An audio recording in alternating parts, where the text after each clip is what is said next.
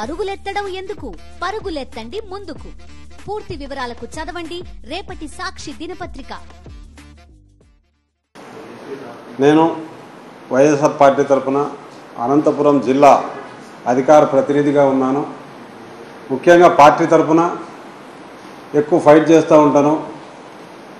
ఇవన్నీ మనసులో పెట్టుకున్న జేసీ కుటుంబం గత 3 రోజుల క్రితం మా ఇంటిపై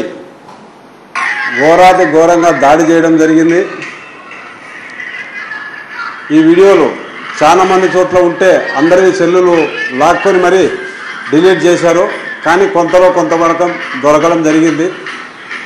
వీరందరినీ ప్రభుత్వం శిక్షించాలా. గత 5 సంవత్సరాల కాలంలో రాయలసీమలో శాంతి భద్రతలు బాగుండేటివి. ఇప్పుడు అవి మళ్ళీ కట్టు తప్పుతున్నాయి. మళ్ళీ పాత రాయలసీమ టైప్కు తీసుకొస్తున్నారు. మా ఎక్స్ఎమ్మెల్యే గారైన పెద్దారెడ్డి అన్న గారికి ఎస్పీ గారు అర్ధగంట సేపు తన ఇంటికి వెళ్ళి వచ్చేకి పర్మిషన్ ఇచ్చాడు. ఆ రోజు పెద్దారెడ్డి అన్న గారు, మురళి చిన్న పని ఉంది నీతో మాట్లాడాలా, ఒక 5 నిమిషాలు ఇంటికి వచ్చి వెళ్ళిపో, మాట్లాడే పని ఉందంటే సరే అన్నా అని చెప్పి నేను వేరే మా పిల్లోని ఒక్కరిని తోడెక్కించుకొని నేను ఒక్కనే కార్ డ్రైవింగ్ చేసుకుంటూ ఆయన ఇంటి దగ్గరికి వెళ్ళాలని ప్రయత్నం చేశాను. మార్గ మధ్యంలోనే ఒక 40 మంది అడ్డుపడడం జరిగింది. అక్కడ తప్పించుకున్నాను. బయట ఇంకో 100 మంది మాఫ్ కనపచ్చాలకు వాళ్ళు కేకలు వీలలేసాలకు నా బండి చూసి నేను భయపడి నేను ఇంటికి వచ్చేసాను. ఎందుకంటే అంతమందిలో నేను ఒక్కడి పోయి చేసేది ఏం లేదని చెప్పి పోలీసులు ఉన్నా అక్కడెక్కడ మమ్మల్ని రక్షించే పరిస్థితి కూడా లేదు. అంత చాలా వాళ్ళు విపరీతమైన ఖర్చుతో మా మీదకి దాడి చేసే ప్రయత్నం చేస్తున్నారు. నా చేత కాక నేను ఇంటికి వచ్చాను. సరే అక్కడేమి సమస్య జరగలేదు, వాళ్ళు కేకలు వేశారు, నేను భయపడి ఇంటికి వచ్చాను. ఏం జరగలేదు అనే ఉద్దేశంతో నేను ఇంటి దగ్గర పోయి కాఫీ తాక్కుంటూ ఏదో టీవీ చూసుకుంటూ నేను నా భార్య మాత్రం ఇంట్లో కూర్చున్నాం. అక్కడికి వెళ్ళి వచ్చిన తర్వాత అర్ధగంటకే మా ఇంటి మీద విపరీతమైన రాళ్ళ దాడులు, మా ఇంటి ఇనుప డోర్ల మీద దాడులు, మొత్తం ఇంటి కిటికీలంతా అద్దాలు ధ్వంసం చేశారు. కిటికీలో చూస్తే దాదాపు 100 మంది పైన మొత్తం అంతా తెలుగుదేశం కార్యకర్తలు, జేసీ కుటుంబ కార్యకర్తలంతా వచ్చి విపరీతమైన దాడులు రావడంలోనే వాళ్ళ చేతుల్లో మారణాయుధాలు, కొడవన్లు, పైపులు, గడాలు, దాదాపు అర్ధగంట సేపు 3/4 గంట సేపు మా ఇంటికి ఉన్న ఇనపడోరు గడాలతో తీసేయబట్టింది. అది పగలగొట్టారు. మళ్ళీ అది అయిపోయిన తర్వాత ఒక మెయిన్ డోర్, చెక్క డోర్, టేక్ డోర్ ఉంటే అది ఒక 10-15 నిమిషాలు, అంటే దాదాపు 3/4 గంట సేపు పట్టణ నడిబొడ్డులో ఇంత జరుగుతున్న ఎస్పీ గారికి ఇన్ఫర్మేషన్ ఇచ్చాను, డిఎస్పీ గారికి ఇన్ఫర్మేషన్ ఇచ్చాను. 5-10 నిమిషాల్లో రావాల్సిన ఫోర్సు 3/4 గంట సేపు జరుగుతున్నా వచ్చిన పాపాన పోలేదు. సుమారు 45 నిమిషాల తర్వాత పోలీస్ సైరన్ వినపడితే అప్పుడే మా ఇంటి మీదకి వచ్చిన వాళ్ళంతా బయటికి పరిగెత్తి పోయే పరిస్థితి వచ్చింది. అంతలోనే నేను నా వైఫ్ ప్రాణాలు అరచేత పట్టుకొని నా ఇంట్లో నా గన్ను నా ప్రాణరక్షణ కోసం గత 15 సంవత్సరాల నుండి వెపన్ తుపాకీ లైసెన్స్ ఉన్నా ఇంతవరకు ఎక్కడే కానీ చిన్న ఫైర్ చేయలేదు. ఆ రోజు కూడా నేను ఫైర్ చేయలేదు. ఏమో అక్కడ ఆరోగ్యంగా ఎవరైనా ఉంటారేమో, నా మీద దాడి చేస్తారేమో అనే భయంతో ఆ తుపాకీ తీసుకొని నా రివాల్వర్ తీసుకొని సిఐ గారి ముందరే అవి 2 వెపన్స్ తీసుకొని బయటకు వచ్చాను. ఎందుకంటే ఇద్దరు సిఐ గారు 7-5-6 మంది కానిస్టేబుల్ మాత్రమే ఉంటారు. ఎంతమంది ఉన్నా కవర్ చేసే పరిస్థితి లేదు కాబట్టి నా ఆత్మరక్షణ కోసం నేను అక్కడ పట్టుకొని వచ్చాను తప్ప నేను భయపడిచ్చినా అని చెప్పి నా మీద మళ్ళీ కేసులు పెట్టడాలు ఇవన్నీ చాలా దారుణం.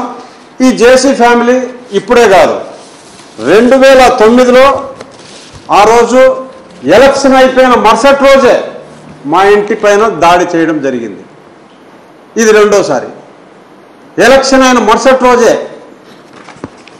మా భూములన్నీ వెండబెట్టడం జరిగింది. లూటి బీరువాలో మొత్తం బీరువాదంతా లూటి మా తల్లిదండ్రుల సాక్షిగా ఆ రోజు నా ఇంట్లో బంగారు ఎత్తుకెళ్ళడం జరిగింది. ప్రభాకర్ రెడ్డి గారు మీరు కూడా ఆలోచన చేయండి. 2 నిమిషాల క్రితమే నా ఇంట్లో నుంచి పిల్లలు వెళ్ళారు, నా అబ్బాయిలు 2. వాళ్ళు ఉంటే మా కుటుంబ పరిస్థితి మా పరిస్థితి ఏమి? రాజకీయంగా పోరాడడం ఎంతవరకైనా మేము వైసీపీ తరఫున మేమున్నాం, తెలుగుదేశం పార్టీ తరఫున నువ్వు ఉన్నావు. 25 ఏళ్ల తర్వాత నేను ఓడించగలిగాం. మళ్ళీ ప్రజలు మేము ఒప్పించుకుంటాం, మళ్ళీ నేను ఓడించే ప్రయత్నం చేస్తాం మా వైసీపీ పార్టీ తరఫున. అలా ఉండాలి. కానీ ఇలా ఇంటి మీద దాడులు చేయడం చాలా అన్యాయం, అరాచకం. రాయలసీమను తిరిగి మళ్ళీ పాత పద్ధతిలోకి నెట్టవద్దు అని చెప్పి రాష్ట్ర తెలుగుదేశం నాయకులను జేసీ కుటుంబాన్ని నేను కోరుతున్నాను. అయ్యా చంద్రబాబు నాయుడు గారు, మీరు కూడా ఈ జేసీ ఫ్యామిలీ కట్టని చేయండి. 2009లో నా ఇంటికి మీద దాడి జరిగినప్పుడు చర్యలు తీసుకోండి అని చెప్పి ఆ రోజు మీరు స్టేట్మెంట్ ఇచ్చారు. త్రిశూల్ సిమెంట్ను కూడా మైనింగ్ రద్దు చేయమని చెప్పారు. మళ్ళీ తిరిగి అవన్నీ వాళ్ళు కొనసాగుతున్నాయి. ఈరోజు మీ మద్దతుతోనే వాళ్ళు ఇవన్నీ చేస్తున్నారు. కావడం రాష్ట్రంలో శాంతి భద్రతలకు, మరీ ముఖ్యంగా రాయలసీమలో శాంతి భద్రతలకు చంద్రబాబు నాయుడు గారు సహకరించవలసిందిగా, మీ నాయకులను కట్టడి చేయవలసిందిగా బాధిత కుటుంబాల నుంచి మేము నమస్కారం చేసి మరీ తెలియజేసుకుంటున్నాం సార్.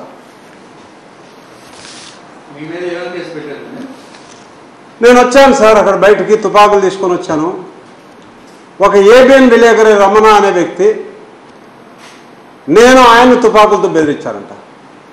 నా ఇంటి మీద దాడి చేసే వాళ్ళనే బెదిరించలేకపోయాను నేను. విలేకరులతో మాకేం పని ఉంటుందండి? ఇంకా ఆయనే మీకు తగిన శాస్తి జరిగిందంటూ మా ఫ్యామిలీ మెంబర్లతో మాట్లాడడం జరిగింది. ఆయన ఒకప్పుడు TV9లో పనిచేసేటోడు. ఒక చిన్న వివాదం కారణంగా, నాకు ఆయన కొన్ని వివాదం కారణంగా TV9 వాళ్ళు తీసేస్తే ఏబిఎన్లో జాయిన్ చేయడం జరిగింది. ఏబీ9 యాజమాన్యాన్ని కూడా నేను తెలియజేస్తాను, సార్ మీ వాడిని నేను గన్ను తీసుకొని భయపడిచ్చానేమో, వాడి పిల్లలతోడు పెట్టుకొని సమాధానం చెప్పాను. నేను నా పిల్లలతో చెప్తున్నా, మీ అబ్బాయిని నేను నా గన్నుతో భయపడించడం జరగలేదు. మా పిల్లలతో, మా తల్లిదండ్రులతో చెప్తాను. వాడిని పిలిపించండి, వాడి పిల్లలతో చెప్పానండి. దాడి జరిగిన బాధిత కుటుంబం మీదనే అంత యాజమాన్యం ఏబిఎన్ వారు, ఆంధ్రజ్యోతి వారు మా మీద అతని మాటలు విని తప్పుడు ప్రచారాలు చేయొద్దని సార్ దయచేసి మేము తెలియజేసుకుంటున్నాము. విలేకరులన్నా, పత్రికల యాజమాన్యం అన్న మాకు గౌరవం ఉంది, ప్రజల్లో ఉంది. ఇలాంటి వారి గుండా ఆ గౌరవం పోతుంది సార్. దయచేసి ఆ వ్యక్తి చేసిన తప్పును మీరైనా సరిదిద్దవలసిందిగా కోరుతున్నాం సార్.